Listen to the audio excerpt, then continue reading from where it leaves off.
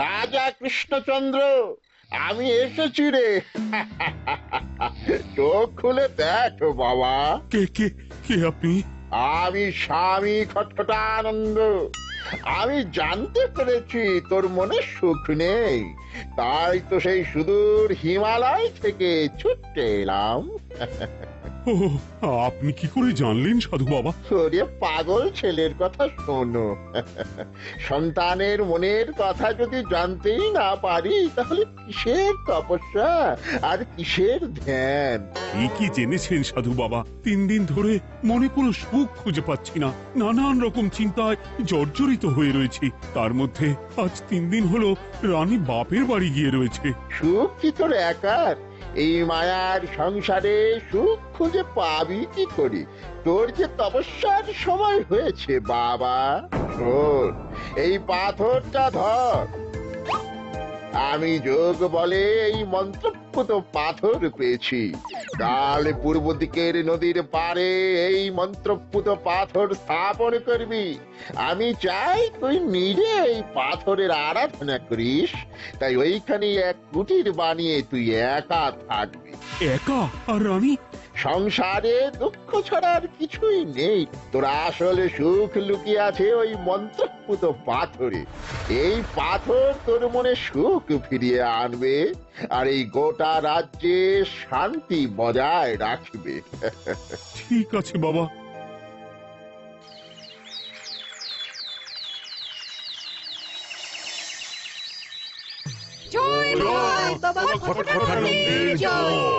কি তার জ্যোতি, কি তার ব্যক্তিত্ব, আহ, কি তার কণ্ঠস্বর!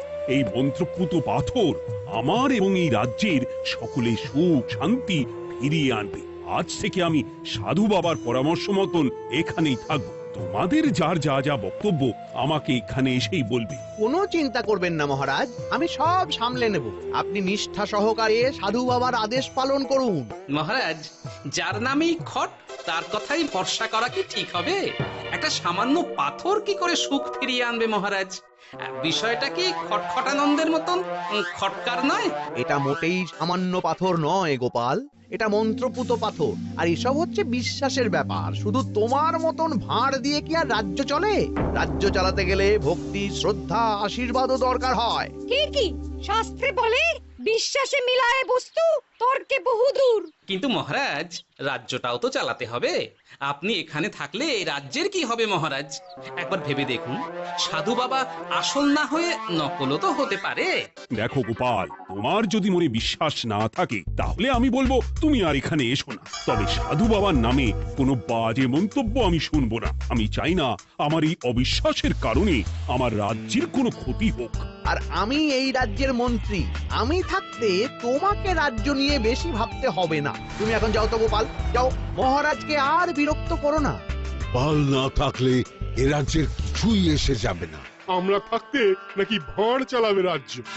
আচ্ছা, ঠিক আছে, দেখা যাক। তাহলে আসি মহারাজ। হ্যাঁ হ্যাঁ, এসো এসো।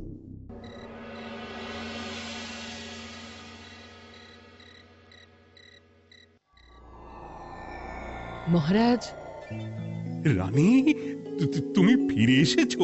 এ আমি কি শুনছি মহারাজ? আপনি নাকি প্রাসাদে ফিরবেন না ঠিক করেছেন? হ্যাঁ রানী, তুমি ঠিকই শুনেছো। আমি আর প্রাসাদে ফিরবো না। আমি এখানে থেকে ওই মন্ত্রপুত পাথরের আরাধনা করব। কে না কে এসে আপনাকে বলল আর আপনি প্রাসাদ ছেড়ে এই কুটিরে থাকবেন? আপনার শরীর খারাপ করবে মহারাজ, আপনি ফিরে চলুন। কে না কে নয় রানী, স্বামী খটখটানন্দ খুব বড় সাধু। উনি যোগ বলে আমার দুঃখের কথা জানতে পেরে সেই হিমালয় থেকে ছুটে এসেছেন আমাকে ওই পাথর দিতে। তুমি আমায় ফিরতে জোর করো না রানী। আর আপনার রাজ্য, আপনার প্রজারা, তাদের কি হবে মহারাজ? সে নিয়ে তুমি ভেবো না রানী, আমি এখানে বসেই মন্ত্রীকে দিয়ে সবটা সামলে নেব। তাহলে আমিও আপনার সাথে এখানে থাকবো। আপনাকে ছাড়া আমি প্রাসাদে ফিরবো না। তা হয় না রানী, সাধু বাবা আমাকে একা থাকতে বলেছেন। এসব ধ্যান যোগ আরাধনা একা করতে হয়। গোপাল সবটা জানে মহারাজ। আমার সামনেও নাম করবে না রানী। গোপালের কত বড় সাহস তুমি ভাবো একবার। ও বলে সাধু বাবা ভণ্ডও হতে পারে। আমার তখন ইচ্ছা করছিল ওর মাথার যে কটা চুল আছে সেটাও ছিঁড়ে নিতে। না না, আমি আর গোপালের মুখ দেখতে চাই না। আপনি উত্তেজিত হবেন না মহারাজ, আপনি বিশ্রাম করুন, আমি আবার কাল আসবো।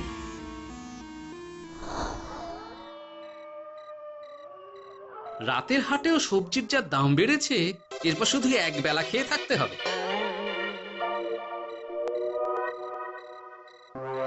কি হে ভোলা, বাড়ি না গিয়ে এখানে বসে আছো কেন? দুঃখের কথা কি আর বলবো তোমায় গোপাল দাদা। বলোই না, শুনে দেখি।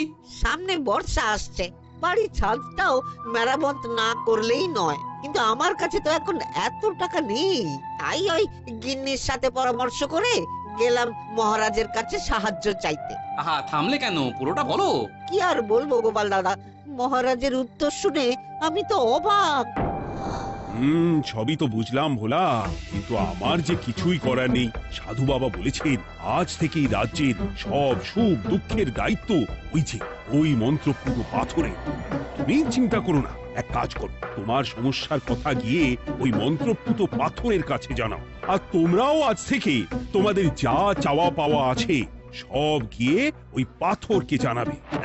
যা করার পাথরই করবেন।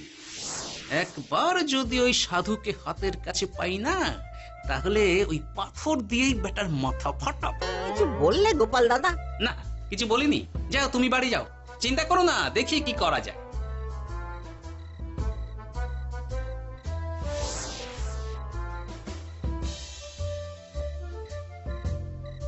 কি ব্যাপার, এত রাতে বটা ঘটা মন্ত্রীর বাড়িতে কি করছিল? কি বটা ঘটা, আজকে মন্ত্রী মশাইয়ের বাড়ি খাওয়া দাওয়া ছিল? খাওয়া ছাড়া কি অন্য কিছু আসে না তোমার মাথায়? চল চল চল, আমাদের অনেক কাজ আছে, চল। আরে এত তাড়া কিসের? বাবা, বটা ঘটার এত কি গুরুত্বপূর্ণ কাজ যে একেবারে ছুটে পালালো? না, ব্যাপারটা তো সুবিধের ঠেকছে না।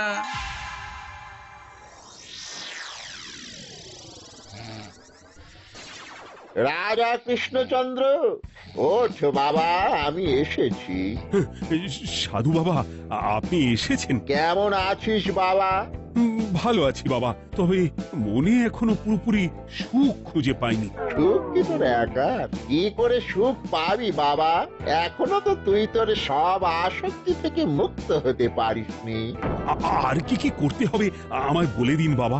একটা কাজ বলবো, করতে পারবি? বলুন বাবা, আপনি যা বলবেন আমি তাই করব। এই রাজপাট তুই ছেড়ে দে, এসব থেকে নিজেকে মুক্ত করে তুই তোর সাধনায় মন দে, দেখবি তার ফল তুই পাবি। কিন্তু তাহলে রাজ্যের কি হবে? কে দেখবে সাধু বাবা? কেন, তোর মন্ত্রী? ওর থেকে ভালো লোক তুই আর পাবি না।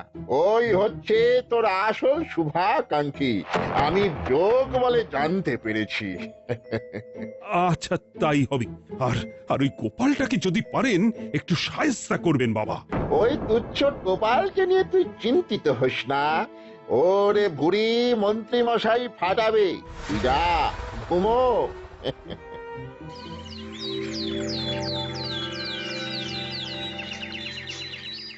শোনো শোনো শোনো, আজ থেকে মহারাজ কৃষ্ণচন্দ্রের আদেশে এই রাজ্যের ভার এই রাজ্যের মন্ত্রীর। আর মহারাজ নিজে তার কুটিরে নিরিবিলিতে থাকতে চাইছেন। উনি চান না কেউ ওনাকে বিরক্ত করুক। তাই আজ থেকে যার যা সমস্যা সবাই মন্ত্রী মশাইকে জানাবে। মন্ত্রী মশাই যাকে যা বলবেন তাকে তাই শুনতে হবে। শোনো শোনো শোনো। না, মহারাজকে থামাতেই হবে, না হলে বড় বিপদ হয়ে যাবে। যাই।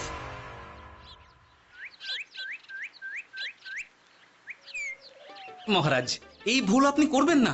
মন্ত্রীর হাতে রাজ্যের ভার দিলে রাজ্যের সর্বনাশ হবে মহারাজ। দেখো গোপাল, আমি যেটা করেছি সেটা ঠিক বুঝেই করেছি। আমার সিদ্ধান্ত আর বদলাবে না। আর এই বিষয় নিয়ে আমি তোমার সাথে কথাই বলতে চাই না। মহারাজ, গ্রামবাসীরা আপনার এই সিদ্ধান্ত খুশি মনে মেনে নেয়নি। সবার কথা একবার ভেবে তারপর সিদ্ধান্ত নিন মহারাজ। একজন বাইরের লোকের কথায় কোনো সিদ্ধান্ত নেবেন না দয়া করে। গোপাল, তুমি যদি সাধু বাবার সিদ্ধান্তে প্রশ্ন তোলার চেষ্টা করো তাহলে আমি বাধ্য হব মন্ত্রীকে বলে এই রাজ্য থেকে তোমায় বিতাড়িত করতে। একজন সেই হিমালয় থেকে আমাদের উপকার করতে এলো আর তুমি তার বিরুদ্ধেই কথা বলছো। ছি ছি গোপাল, ছি। মজা, কি মজা! শুধু মুদ্রা, শুধু মোহর, যেদিকে তাকাবো শুধু সোনার মোহর আর সোনার মোহর। তুমি কি পাগল হয়ে গেলে? এখন হইনি গিন্নি, তবে এবার সত্যি সত্যি হয়ে যাব। এত সোনার মোহর একসাথে হাতে পেলে কেউ কি সুস্থ থাকতে পারে? আর বেশি দিন বাকি নেই যখন কৃষ্ণনগরের কোষাগারের মালিক হব আমি। আর মহারাজ, মহারাজকে ছেড়ে দেবে? চিন্তা নেই, মহারাজ কিছুই করতে পারবেন না। তিনি এখন সাধু বাবার আদেশে পাথরের আরাধনায় ব্যস্ত। আর প্রহরীরা, তারা কিছু বলবে না? প্রহরীরা তো এখন আমার গোলাম। মন্ত্রীমশাই, মন্ত্রীমশাই, আমরা এসেছি।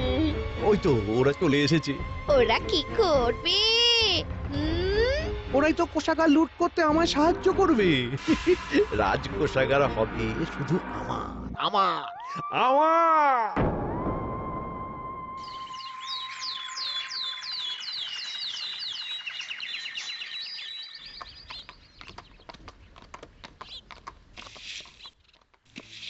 গোপাল, রানীমা, আপনি আমায় ডেকে পাঠালেই তো পারতেন।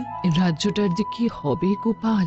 মহারাজের উদাসীনতায় মন্ত্রী তো সব লুটে পুটে একাকার করে ছাড়বে। তুমি কিছু একটা করো গোপাল। সে তো আমিও বুঝতে পারছি রানীমা, কিন্তু হাজার চেষ্টা করে ও মহারাজকে বোঝাতে পারছি না। মহারাজ সাধু বাবার পাল্লায় পড়ে আর কিছুই বুঝতে চাইছেন না। এই রাজ্য আর মহারাজকে একমাত্র রক্ষা করতে পারবে তুমি গোপাল। কিছু একটা করো। কি হয়েছে? তোমরা হট্টগোল করছো কেন? তুমি আর একটা বিহিত করো গোপাল দাদা, আমরা তো আর থাকতে পারছি না। তুমি এর এক বিহিত করো গোপাল। আচ্ছা, কি হয়েছে বলবে তো? মন্ত্রী মশাই সবার কাছ থেকে অগ্রিম কর চেয়েছে। সে প্রহরী পাঠিয়ে সবার বাড়ি বাড়ি বলে এসেছে দুদিনের মধ্যে অগ্রিম কর না দিলে সবাইকে ধরে কারাগারে ভরে দেবে। এতে তো আমরা কোনো সাহায্য পাচ্ছি না। তার উপর আবার এই জুলুম কি করে মেনে নেব বলো তো গোপাল দাদা? আমাদের বাঁচাও গোপাল দাদা, আমাদের বাঁচাও, না হলে এই মন্ত্রীর জুলুমে আমরা সবাই মারা যাব। হ্যাঁ গোপাল, তুমি পারবে। কিছু একটা করো গোপাল, এই রাজ্যটাকে বাঁচাও। না, আর নয়, এবার এর একটা বিহিত করতেই হবে। শোনো, তোমরা সব নিজের নিজের বাড়ি যাও, আমি দেখছি কি করা যায়। মন্ত্রী দুদিনের মধ্যে কর চাইছে কেন? ওর আসল উদ্দেশ্য কি? না, বিষয়টার খোঁজ নিতে হচ্ছে। পুটি, এই পুটি। গোপাল দাদু, তুমি?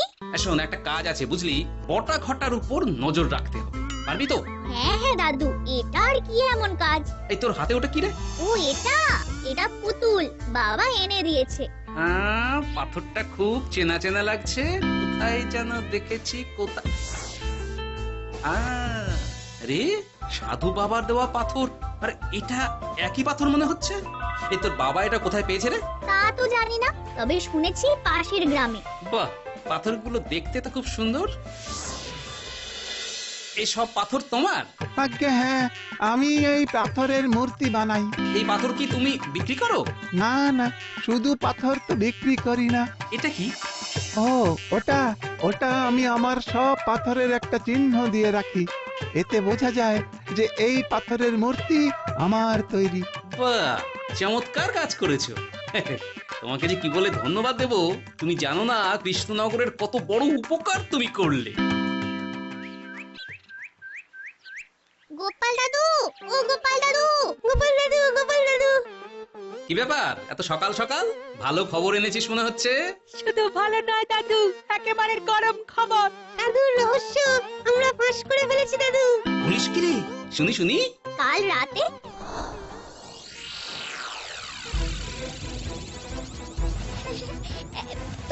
এত সোনা, এত মোহর আমি একসাথে কোনোদিন দেখিনি। ও, এইসব আমাদের? হ্যাঁ গিন্নি, হ্যাঁ, এই সব আমাদের, সব।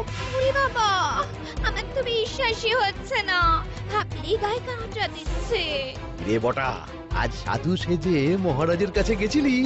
হ্যাঁ, মহারাজ তো আজ প্রায় পা ছুঁয়ে প্রণাম করতে যাচ্ছিলেন, কোনো মতে ঠেকিয়েছি। বলেছি প্রণাম নেওয়া আমার গুরুর বারণ আছে। আর আমি তো আজ এমন ধোঁয়া দিয়েছি যে মহারাজ একেবারে কেসে কেসে অস্থির। আর মাত্র 2 দিন, এই 2 দিন খেলাটা চালিয়ে যেতে পারলেই কেল্লা ফতে। আচ্ছা, এবার আমার কাছে পুরো বিষয়টা পরিষ্কার হলো। বাহ, তোরা দারুণ কাজ করেছিস রে। এবার শুধু আজ রাতে প্রমাণটা পেলেই হয়ে যাবে।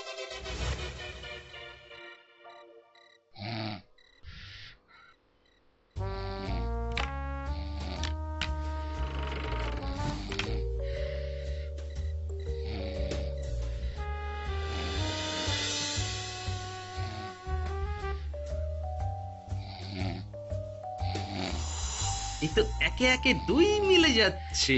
বাবা বাবা বাবা, এবার খেলা জমবে।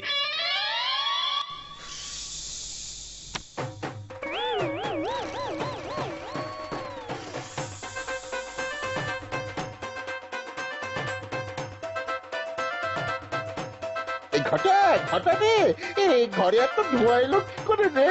সত্যি তো, এত ধোঁয়া এলো কি করে? ঘরে কি আগুন লাগলো নাকি রে? এই বটা, ওটা কি রে? হ্যাঁ, এ তো ভূত। আমরা তো কিছু করিনি। আমরা কিছু করিনি, বিশ্বাস করো ভূত দাদা, আমরা কিছুই করিনি। তোরা আমাদের পূর্বপুরুষের প্রস্তর খণ্ড নিয়ে এসেছিস, তোদের এত বড় সাহস!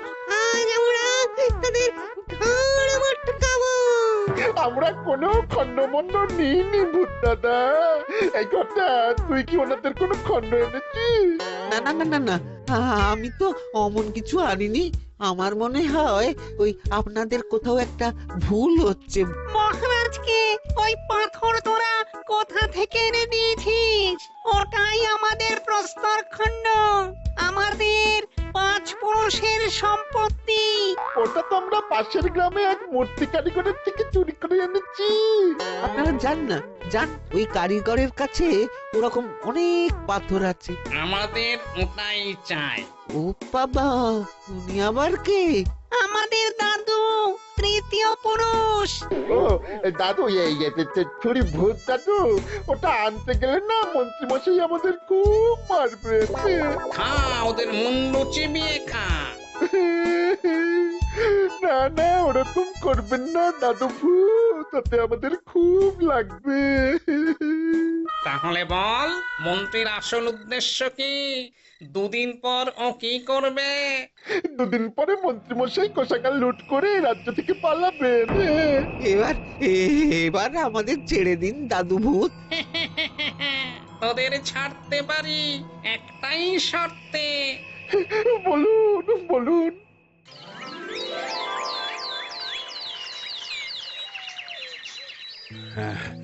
রাজ্যের পরিস্থিতি কি?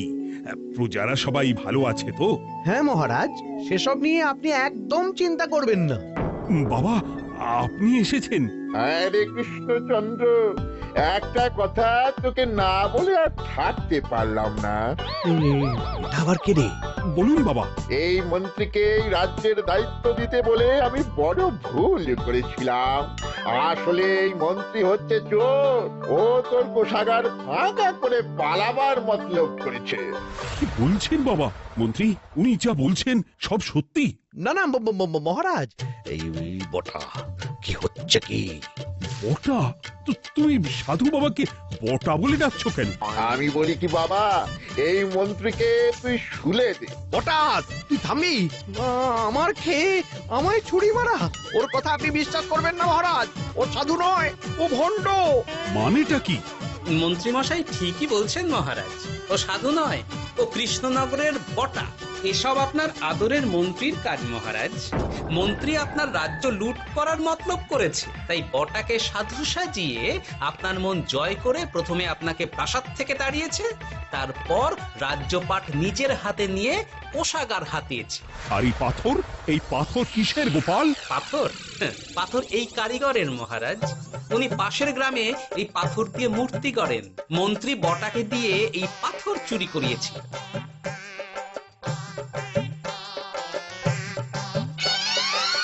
ওই পাথর আমার মহারাজ। আমি তোমায় ছাড়বো না মন্ত্রী, তোমায় আমি শুলে দেব। প্রহরী, প্রহরী! কেউ আসবে না মহারাজ। প্রহরীরা এখন আমার কথা ছাড়া আর কারুর কথা শুনবে না। আমি এখন আপনাদের সামনে দিয়ে আপনার কোষাগার নিয়ে চলে যাব, আর আপনারা শুধু দাঁড়িয়ে দাঁড়িয়ে দেখবেন। রে নেপলা পুঁটি গুলটে, মন্ত্রীকে বেঁধে ফেল। এত সোজা নয় গোপাল, দেখবে? প্রহরী, প্রহরী! চেঁচান চেঁচান, আরো জোরে চেঁচান, কিন্তু ফল হবে না। আপনার প্রহরীরা সব গ্রামবাসীর হাতে বন্দী। আমায় ছেড়ে দিন মহারাজ, আমার ভুল হয়ে গেছে। এমন ভুল আমি আর করবো না মহারাজ, আমায় ছেড়ে দিন। ছেড়ে দেব? তোমার ব্যবস্থা আমি করছি। কিন্তু গোপাল, আমার মনের সুখের কি হবে? আমি কি আর সুখী হতে পারবো না? কেন পারবেন না মহারাজ? রাজার আসল সুখ তো তার প্রজার সুখে। একদম ঠিক কথা বলেছে গোপাল। প্রজার সুখেই রাজার সুখ। ঠিক গোপাল, ঠিক। তুমি না থাকলে যে আমার কি হতো? জয় গোপালের জয়! জয় গোপালের জয়!